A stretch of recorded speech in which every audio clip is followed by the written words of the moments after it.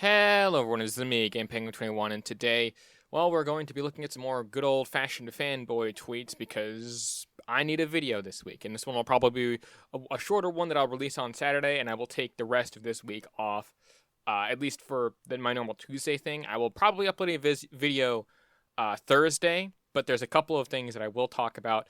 There is the AI video, which I still haven't recorded. I still need to get that done, and it's just still kind of sitting on that, mainly because, again, I recorded the whole thing, and then I went to go and fix up the audio and whatnot, and it just, I need to get new footage, and I'm lazy, okay? I'm lazy, and I'll probably get it done sometime later, probably mid next month.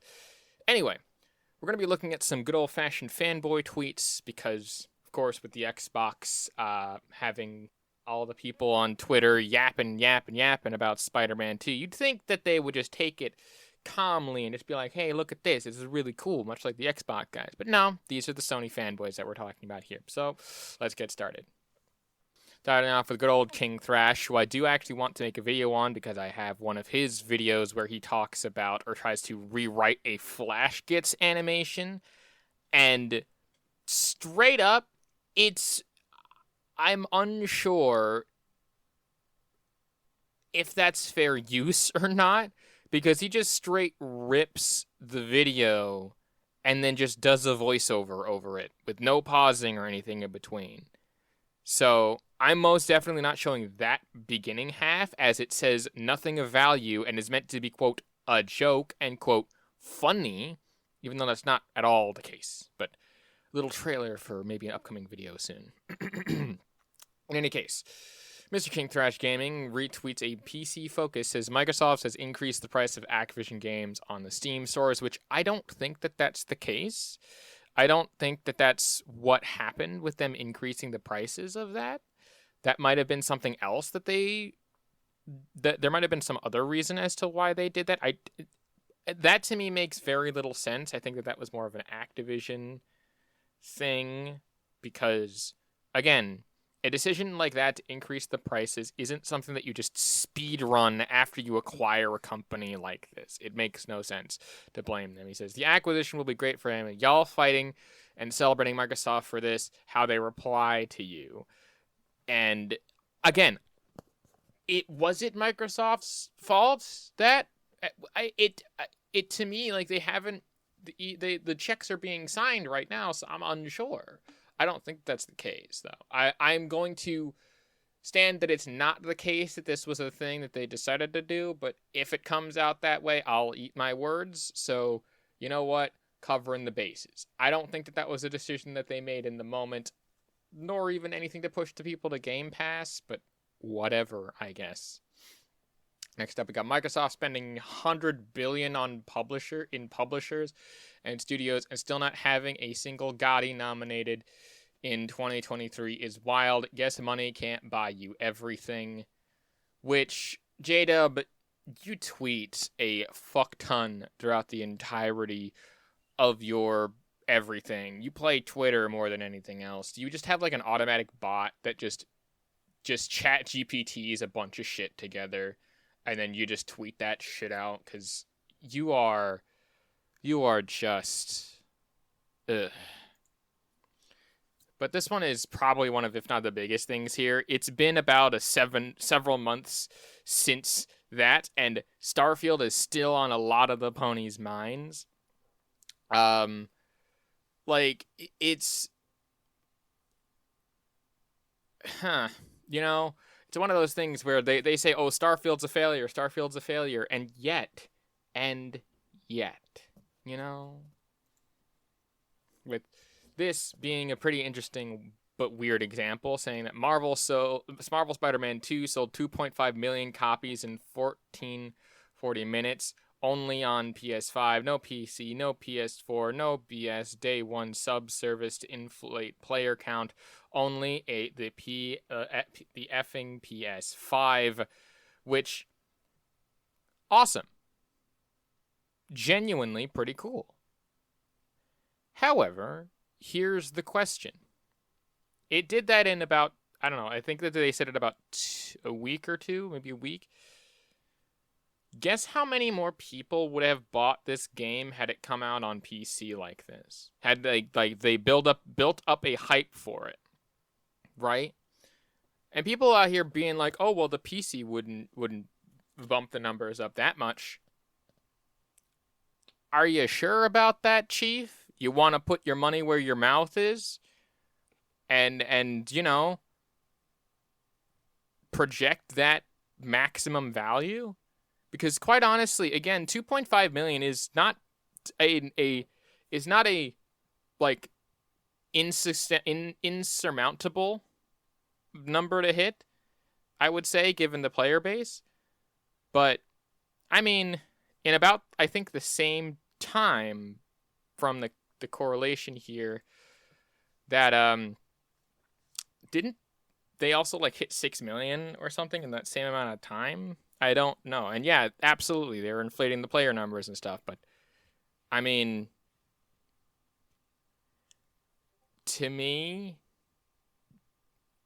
who cares? If you have stock in Sony, good for you. They created an okay game. Awesome. Next up, we have the CEO taking a pay cut, and a bunch of people are being laid off. But yes, they need to drop 80 billion on publishers to compete. Yes, because that's how business works. Obviously, yes, they have to downsize to get rid of specific people, and the pay cut will have to happen because they didn't hit their sales numbers. Absolutely. And that sucks for those people, and I do hope that they do get their jobs back. But yeah, they do have to think about at least the future if they want to stay into the gaming, which is why they're doing this whole thing, taking the pay cut, firing the people, losing their jobs, and it sucks. But a lot of companies do that. Like, that's not a thing that's exclusive to Microsoft. What the hell? Next up, we've got a Cult Eastwood being clipped out of context by X-Fault here, with the congrats on PlayStation 5 rating 6% of the player base in just 24 hours. And I'd say that that's actually a genuinely good compliment. He said, Clint Eastwood always with the backhanded compliment, sorry, bud, but no Xbox game will ever reach the milestones and quality PlayStation has and will continue to have. I mean, again, didn't they hit like 10 to 11 million players and about 5 million players estimated on the PC or something like that? Don't you think that Microsoft is doing just fine and that they actually got a lot of subscribers and things like that? Like, isn't that interesting, you know? Isn't that just quite interesting that that sort of thing happened? It's very interesting, you know, Mr. Vault. Next up, of course, we got Unleashed. It says, so Call of Duty Modern Warfare 2 sold 4.4 million copies in the first week on PlayStation, while Spider-Man sold over 2.5 million in just 24 hours. My prediction was right. Spider-Man 2 on PS5 would absolutely destroy COD in sales. No. No. You are comparing the current Modern Warfare 2 and even just Call of Duty in general to one that's on one platform. And what's weird is that most of the day one sales of these games pretty much hit most of the maximum people that would buy them because of things like pre-orders and stuff. Now, that's not to say that a game itself can't have resurgences and things. We've seen that with games like Minecraft and stuff.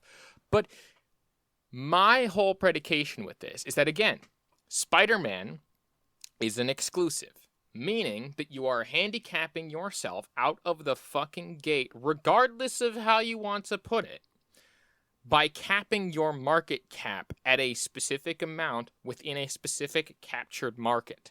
A walled garden approach is good for short-term growth, but long-term sustainability is not necessarily a good thing when it comes to the walled garden approach. Why do you think things like Microsoft as a whole is a very big successful, at least in the PC gaming market? Because they're open to a lot of different systems. And when you get a PC, you're buying a Windows PC. And Windows makes money off of that on the back end, because they know how it works. And here's the thing.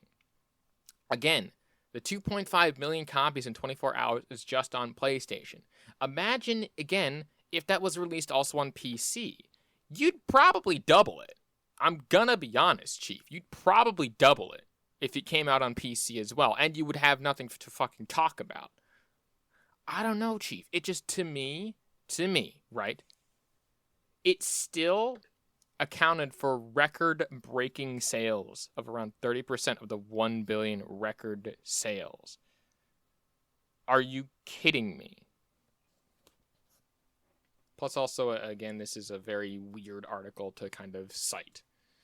Next up, we got Salt King retweeting that Clint Eastwood thing again and saying that you can taste the salt from Clint Eastwood's tweets. I get it. He's not used to seeing actual sales numbers from video games because Xbox hides all theirs.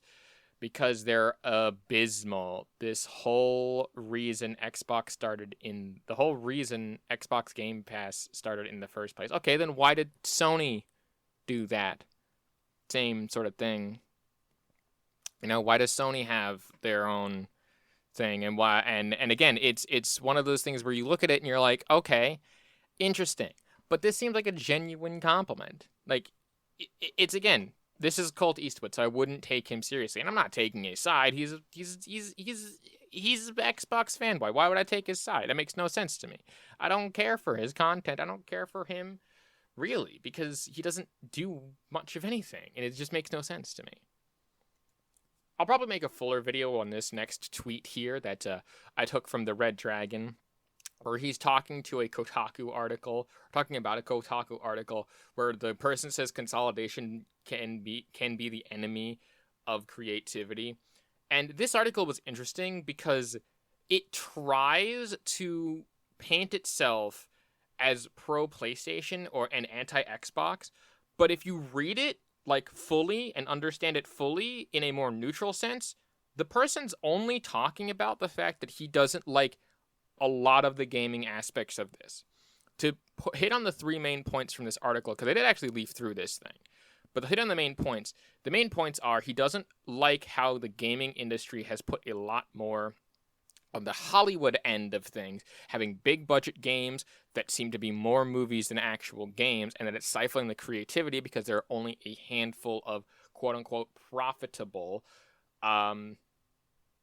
types of genres. Number 2, yes, he does say that consolidation can be the enemy of creativity, but he also then goes on to say that consolidation can be good to save a dying studio, but he doesn't like that because the studio should stand on its own merits. It's a little bit confusing there in the way that it's worded in the article, but he does understand that there's also positives to things that are in consolidation as well. And the third thing is, again, he doesn't actually point the finger at either side. He really doesn't.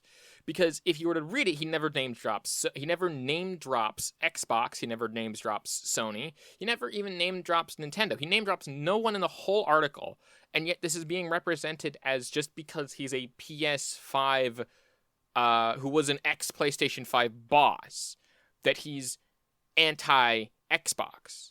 No, he's just anti-everything that the industry is currently doing, which both Sony and Xbox are guilty of. Again, Kotaku is also a bad reference, so yeah, I would love to do a full video on this. If you want one, I'll probably get it in the description, but whatever. Let's go. Next up, we've got this one being like a, whoa, buddy, talking about PlayStation hit with stuff. He says, are they really laying people off just so they can afford to acquire someone? With PlayStation also apparently being hit with layoffs in accordance to things like Jim Ryan and several other different people.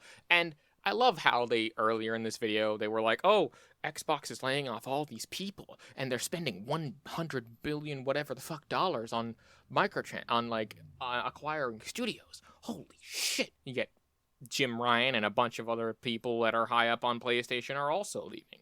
I mean, again, you're losing Jim Ryan probably by the beginning of 2024. So, who's really losing something in the long term, you know?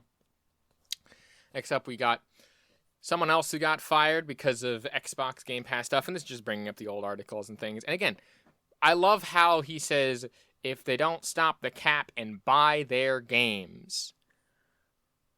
And the weird part is that Xbox isn't necessarily focused on that. They're focused on the long game, from what I can tell. It's not the end for them in 2027, but they're doing fine. I would just say that they may have done one thing or done another. The industry is going in a weird direction right now. He's only exclusively saying that his Xbox will fold in 2027. Oh no. Oh boy. Spider-Man is a PlayStation mascot. There, I said it. Oh, wow. Tell me you don't understand the history of fucking Spider-Man without telling me you don't understand the history of fucking Spider-Man. Spider-Man is older than all of the consoles combined, you dingus. He was created during the comic era in the 80s before anything else fucking happened in the video game industry. He had an Atari 2600 game back in the day. He had games that were like older than dirt sometimes. And again, he had storylines that have been rewritten and redone hundreds if not thousands of times. He's not a PlayStation mascot because they just bought the rights to the video games and that Sony are not willing to share those rights because they have like the film rights or whatever the fuck. Are you kidding me? No. Next up, we got a little retweet here of Hyped talking about how top dogs like God of War, which is now on PC, The Last of Us, which is now also on PC, Uncharted, which is also on PC, Spider-Man, etc., which is also again on PC, will not make it to PC, apparently, because this tweet was made back in 2020. And that was 3 fucking years ago. Holy shit. I didn't realize how stupid that was. He's like, oh, none of these games will make it to PC. And literally all of the games that he just listed are all now on PC. Oh my god. Like, again, I know that this is a tweet that's like, the person here, I agree with them sometimes, but to be honest, Hyped, Jesus Christ. It's like, they will never do that. It's like all the like titles like the Day Gone and Missing Gas they've already released are more likely, which, again, all of those, I don't think Infamous is released. I think, is Infamous released? I don't know. But, like, oh my god. All of the big hitters are now on PC, including like Horizon Forbidden West and Horizon Zero Dawn. Oh my god. And finally, to close out this video, is, well, Sony is now selling the next Modern Warfare for the PlayStation 5 Slim, and they're bundling it together. And people are a little bit freaking out about this. They're a little bit freaking out about this. And the main reason why is because, again, Microsoft, at this point, will most likely make a cut of those sales that they're going to make, unfortunately. And that's really funny. Because, yeah. Now, let me be clear here. I don't think that it's funny that they're selling the game, because obviously, PlayStation still held the rights to have that bundle sort of thing probably months, if not years, before the game actually came out. And I say years, or maybe like it was like 1 or 2-ish. But they probably had that sort of deal years in advance under their contract because, well, PlayStation bought up a lot of the rights. And again, they've bought up a lot of the rights to the exclusive, like, DLC type content for, like, the cosmetics and shit. How many of the cosmetics have released exclusively on PlayStation? How many events and things exclusively released on PlayStation?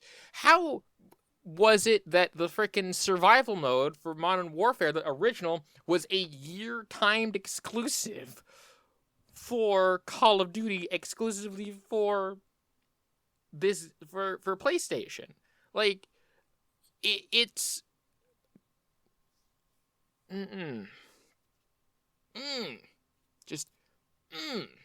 Yeah. But, we'll take a look at this clip, this quick clip from Mr. J-Dub here, who is a little bit concerned, seemingly, about, this whole thing. So, let's get started with it. If PlayStation fans do not stop buying Call of Duty, obviously this is a big, major W for Microsoft. the highest selling game will be celebrated by Microsoft. And that is bad because why exactly? And guess who would have gotten them there? The PlayStation gaming community. I have to say this 3 times because I don't think any of you guys understand.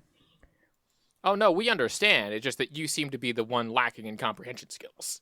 When Microsoft, during the next NPD, talks about the highest selling game, they can celebrate Call of Duty because it is now their game. But most of the sales will have came from PlayStation. So it will be the PlayStation gaming community that give Xbox a W. That's the type of bullshit that's going on right now. Oh, no. Poor Sony. Oh, I'm shedding a tear for a massive corporation that will probably not be effective in the long term. Look, if you don't want to buy Call of Duty, you're not going to buy Call of Duty.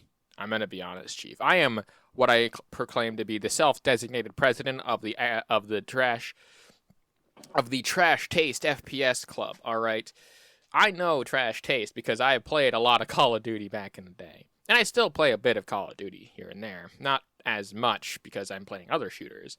But here's the thing, Chief. Here's the thing you need to understand. All right, whatever you bitch and moan about stuff like this is not going to change much. It really isn't.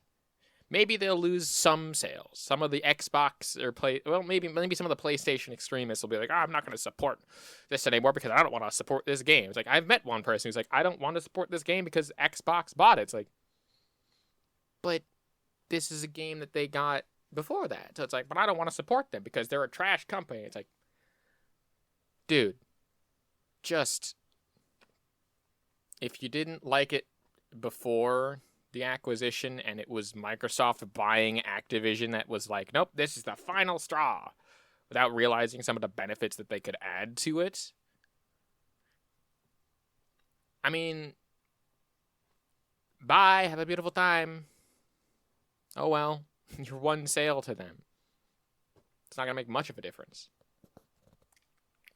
To close this out, we'll take a look at Unleashed here, basically trying to dunk on Microsoft. 20 million Xbox Series X/S, which I don't know when those sales numbers were made. Over 100 million Steam users, which I don't know why that has to do with anything in the console war. Game being handed out for free on Game Pass, even though you have to pay a subscription fee, which is a monthly recurring fee for your games to be available. Over 6 million players, less than 5% contributed combined Xbox and PC install base. Which you got those numbers from where exactly? Where did you get those numbers from? I mean, other than the 6 million players maybe on that, how do you know that only 5% was on Xbox and PC? And again, wasn't it 10 million a while ago? I thought it was 10 to 11 million at this point. And of course, Starfield is overhyped trash and failure of epic proportions. And of course, quote, bring up that last meme from before where they're just thinking about Starfield all day. Cool, joke done. All right. Anyway, this was a whatever the fuck video I wanted to do, and I'll probably release this on a more Saturday, which is not my normal upload schedule.